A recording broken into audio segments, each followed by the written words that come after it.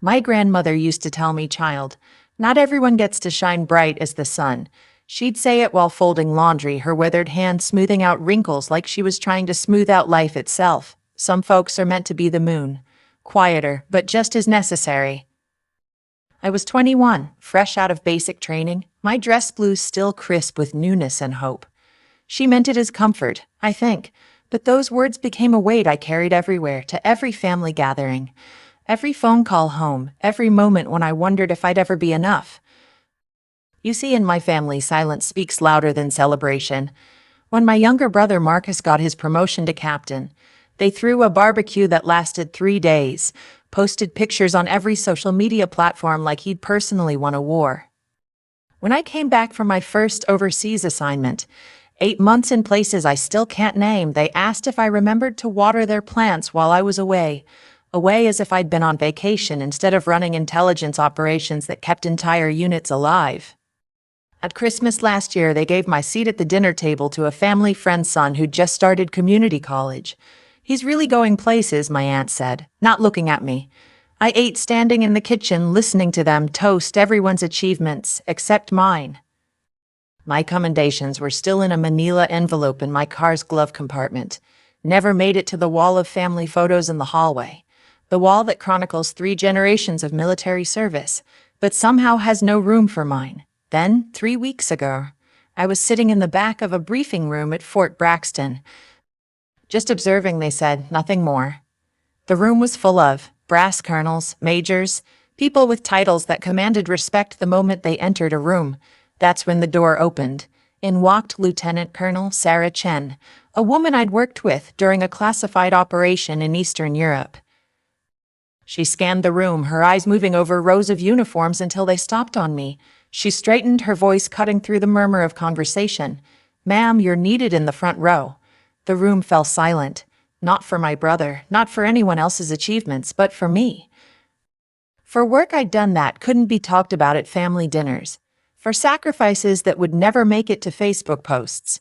For a service record that existed in shadows but mattered in ways that mattered most. Before I tell you the rest of this story, I need to know you're here with me. Drop a comment below, just say here or tell me where you're listening from. Sometimes knowing someone is out there makes the truth easier to carry, and if this story resonates with you, if it makes you feel less alone in your own invisible battles, please hit that subscribe button. It helps stories like this reach the people who need to hear them most. My name is Sarah Mitchell. I'm the eldest daughter of the Mitchell family, 4 generations of military service, discipline, and unspoken expectations that could crush you if you let them. We grew up at Fort Stewart, Georgia, where military protocol wasn't just a job requirement, it was the family religion. My father, Colonel James Mitchell, retired Air Force. My mother, Lieutenant Colonel Patricia Mitchell, Army Intelligence.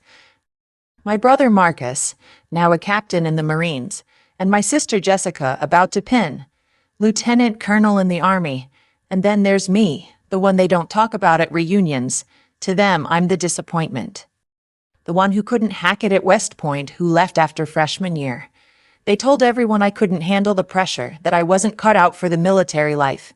What they didn't know, what I couldn't tell them, was that I hadn't quit. I'd been recruited. Hand-picked for a covert intelligence program so classified it doesn't appear on any official record. No graduation ceremony, no diploma to hang on the wall. Just a series of assignments that took me to places that don't exist on tourist maps. For 15 years, I've been living a double life. While my family climbed the ranks in traditional military careers, I've been running operations in the shadows. I've spent months embedded in hostile territories, coordinating rescue missions for captured civilians, gathering intelligence that prevented attacks on American soil. I once spent 4 months in a Syrian refugee camp, posing as a humanitarian aid worker while tracking a terrorist cell. The information I gathered led to the prevention of 3 planned attacks on UDOT's military bases. 67 soldiers went home safe because of work.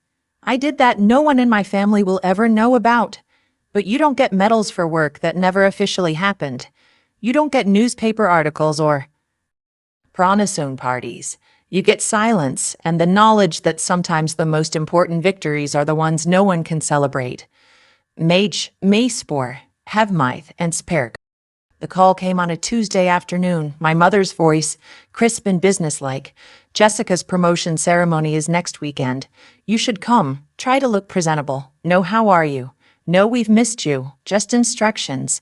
Like I was still that uncertain freshman who'd left West Point all those years ago.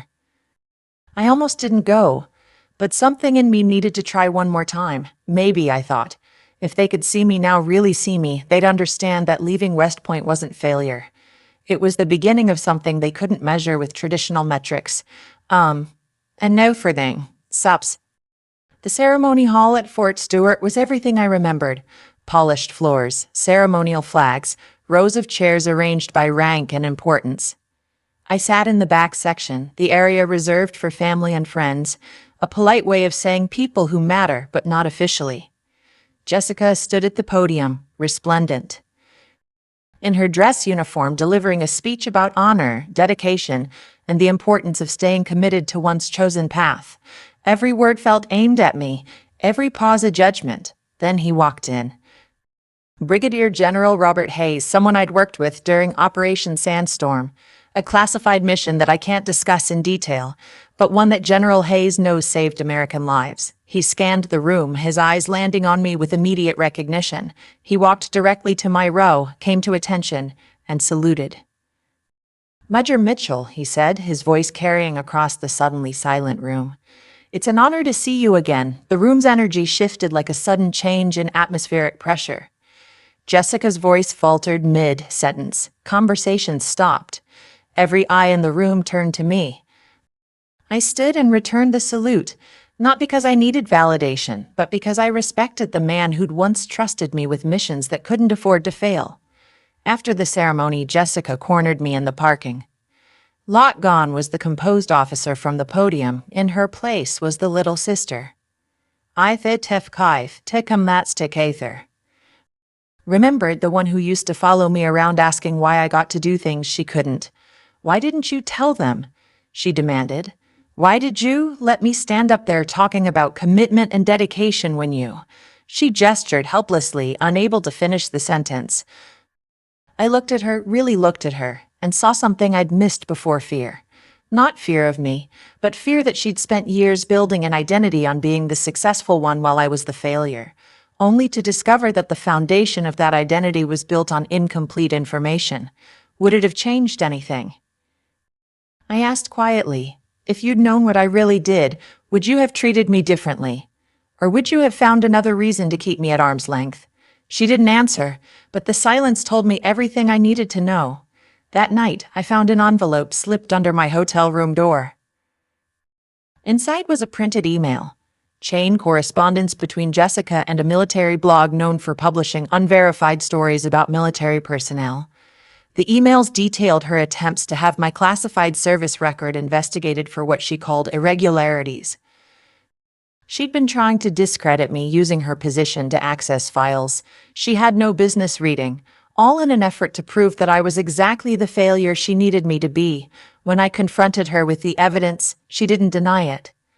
I was pekantipi because like Thames, when he mike that the mist in the five fixty, to dapshire say, my fixty. Instead, she said something that broke my heart. You weren't supposed to be the hero. You left. You don't get to come back and still be more important than the rest of us. In that moment, I understood something I'd been too close to see before. This wasn't about military service or career success. This was about a little girl who'd grown up feeling like she was always competing with a ghost. The sister who'd left home and somehow become larger than life precisely because she wasn't there to be ordinary. I thought about my grandmother's words again. Some folks are meant to be the moon, quieter, but just as necessary. Maybe she was right. Maybe my role in this family was never to be the sun, demanding attention and basking in applause. Maybe I was meant to be the steady presence in the background, the one who kept watch while others slept. I didn't expose Jessica's actions. I didn't demand apologies or explanations from the rest of my family. Instead, I did something I'd never done before. I told them the truth, not the classified details, but the broader truth about what my life had been, what my service had meant, and why I'd chosen silence over spectacle. Some of them listened, others didn't. But for the first time in 15 years, I wasn't asking for their approval. I was simply offering them the chance to know who I really was. Here's what I learned. Sometimes the most powerful thing you can do is stop trying to prove your worth to people who've already decided not to see it. Sometimes the bravest thing you can do is keep serving. Keep showing up, keep being excellent. Even when no one's watching, your value isn't determined by who celebrates you. It's determined by the impact you have, the lives you touch, the difference you make, whether anyone knows about it or not. If you're fighting your own invisible battles, if you're serving in ways that don't get recognition, if you're being the moon in a family of suns, know that you're not alone. Mer, Sekabites. Know that quiet service is still service. Know that hidden heroism is still heroism. And sometimes the people who matter most will recognize you exactly when you need it most.